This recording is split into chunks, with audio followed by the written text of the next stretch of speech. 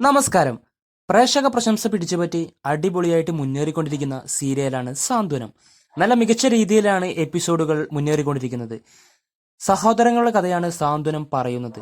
പരമ്പരയിൽ അഞ്ജലി എന്ന കഥാപാത്രം അവതരിപ്പിക്കുന്ന ഗോപിക അനിലിന്റെ വിശേഷങ്ങൾ കാണാം. ചെറുപ്പത്തിലെ ബാലേട്ടൻ എന്ന സിനിമയിലൂടെയാണ് ഗോപിക അനിൽ അഭിനയ രംഗത്തേക്ക് വരുന്നത്.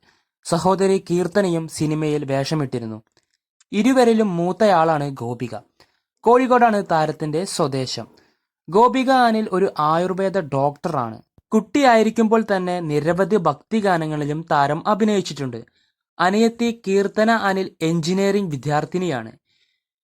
കേരളത്തിൽ സംപ്രേഷണം ചെയ്തിരുന്ന കബനി എന്ന പരമ്പരയിലും ഇരുവരും അഭിനയിച്ചിരുന്നു. മാത്രമല്ല അമ്മത്തൊട്ടിൽ, മാംഗല്യം എന്നീ പരമ്പരകളിലും ഇരുവരും ഭാഗമായിരുന്നു.